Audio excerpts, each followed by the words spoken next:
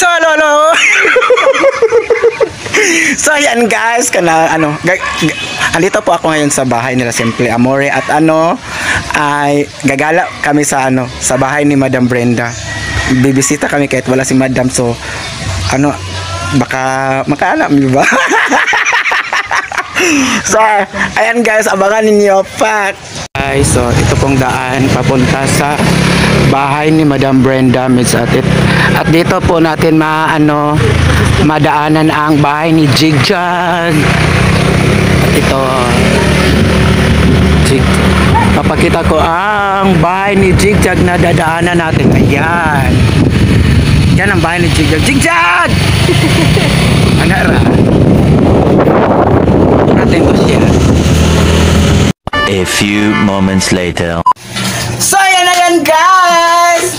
Babalik naman po tayo sa aking YouTube channel, Nonon Vlog, at kasama ko si Papa Dom at Mugoy, kasamahan ng social climbers ng Manila at may, di ba sabi mo na ibablog kita? Oo, sabi niya kasi mag-collab daw kami. Hindi ako napunta ng birthday niya. Kaya pumunta pa siya dito, nakakahiya. Dumayo pa si Nuno. Yes, kasi walang content. So, ayan guys, so may itatanong ako kay Papa Doms kung ano ba ang Madali lang ba yan, mama? Yes, naman. So, Tagalog lang. May itatanong ako sa iyo, Papa Doms. Sino si Dom sa totoong buhay? Dominic sa totoong buhay. Simple lang, kung ano nakikita niyo sa vlog, ganun din, transparent lang naman ako at wala namang ka-plastic yan. Kung ano yung, yun, nire-respeto ko lahat ng social climber. Siyempre sa LGBTQ community rin, ganun. Kung paano nila ako respetuhin, ganun din ang respeto ko sa kanila. Yun lang, mabait, tamad. Yun, Dominic ko. Yes, pangalawang question naman. Pangalawang question. So, bago ka nag-vlog, ano ang trabaho mo dati? Trabaho ko dati, sa food industry po, puro waiter. Galing po ako na Maxes, Shakey's, tas nag-Vikings. Ang recently job ko sa club po, pero hindi bilang macho dancer. Waiter pa rin naman sa BGC Taguig. Ayun po yung naging trabaho ko at ayun yung nagtatalo sa isip ko kung ano ba pupurso ko, kung vlogging or bumalik ako sa trabaho. Pero dito, since nung dumating ako sa province, parang gusto ako mag-vlog. Kaya nag-extend ako dito, nag-stay. Kasi gusto ko talaga yung vlog. Yan lang. Napakasyagit din ko. So, pangatlong question. Pangatlong question, kailan ka naging member ng Social Climbers? Not totally, di naman po talaga ako member ng Social Climbers. Kasi sa kanila may grupo talaga silang Social Climbers. Sa Manila may grupo din akong nag-vlog. Trupa, yun po yung Trupa. So, ako na lang yung natira na nag-vlog. So, sumama. Hindi po ako member ng Social Climbers, pero tropa ko po sila lahat. Sila Brenda, sila Inday Katok, sila Oyong, lahat po sila. Hindi po ako member. Alright. Yeah. Napaka-cute mo talaga. So, pang-apat, anong feeling na party ka ng Social Climbers? Ayun, gaya na sagot ko kanina, hindi naman, pero feel ko part na rin ako ng family nila.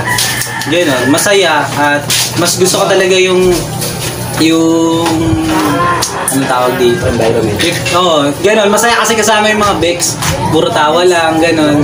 Unlike sa mga tropahan ko sa Manila, seryoso. Pero okay naman, tropa ko pa rin naman sila. Pero iba yung feeling pag yung kasama mo, puro lang trip lang ba, gano'n, masaya lang. Ayun na kay Oyong, kay yung Dayta to. Ayun ko lang kay Nunong, ngayon ko lang siya nakasama. Pero feel ko mabait naman siya. So, salamat Papa Dom. So, tapos na yun? Hindi pa. So, ano po bang masaya sa province o Manila? Go! Kung sa Manila, nandun kasi yung trabaho, nandun yung lifestyle sa lahat. Pero syempre, pag laking Manila ang hahanapin mo na lang yung peaceful ba, yung relaxing. Kasi di naman sinasabi kong magulo sa Manila.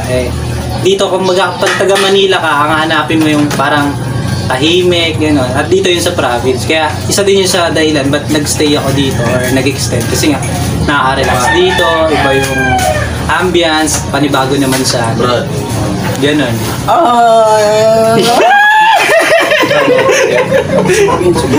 Nakasyagit ko. So, ito na ang huli. Ito na ang huling. Ano pa? Oh, ayun na. Napakasagot ko. So sa lahat ng mga social climber, sino ba ang nagugustuhan mong kasama na Kasama lagi. kasama lagi.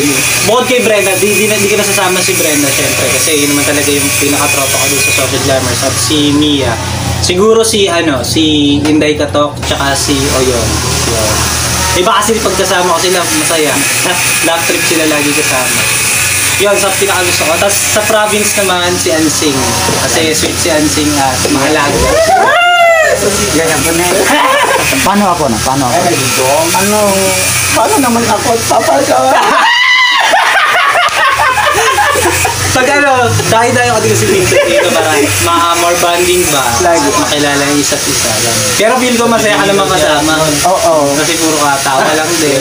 Para kasi yung lang. May pag-asa ba ako?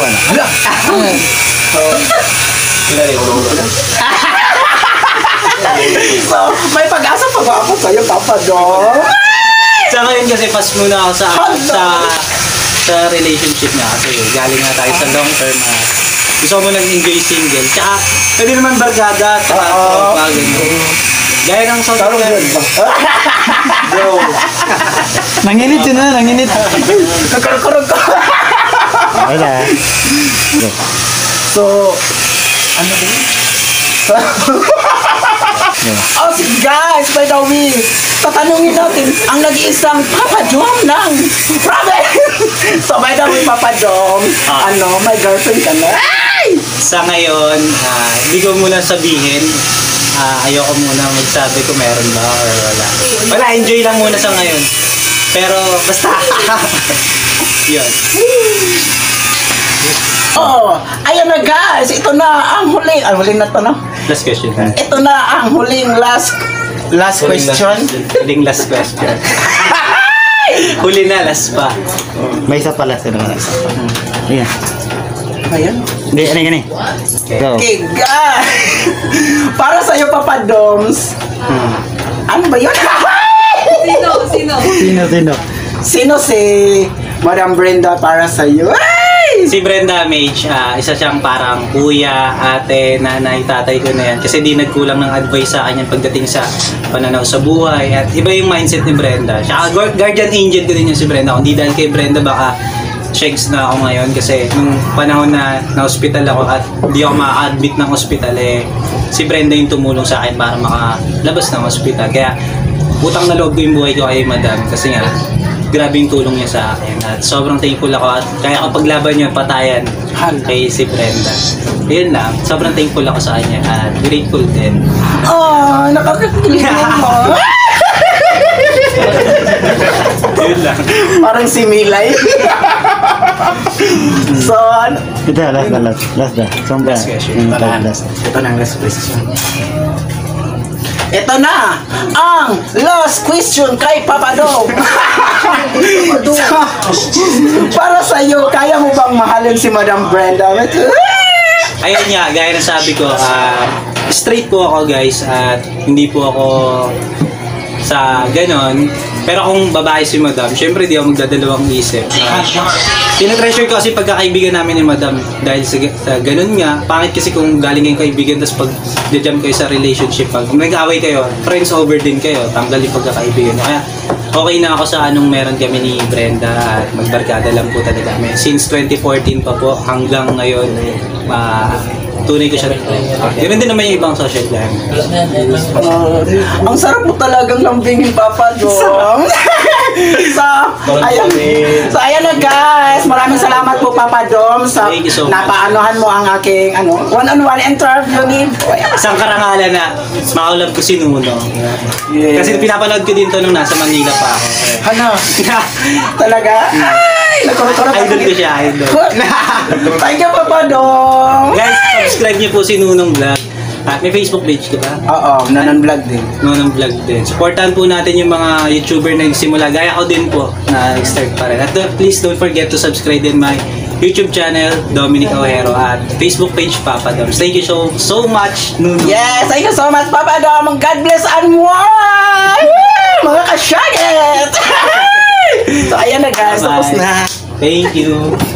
So ano no?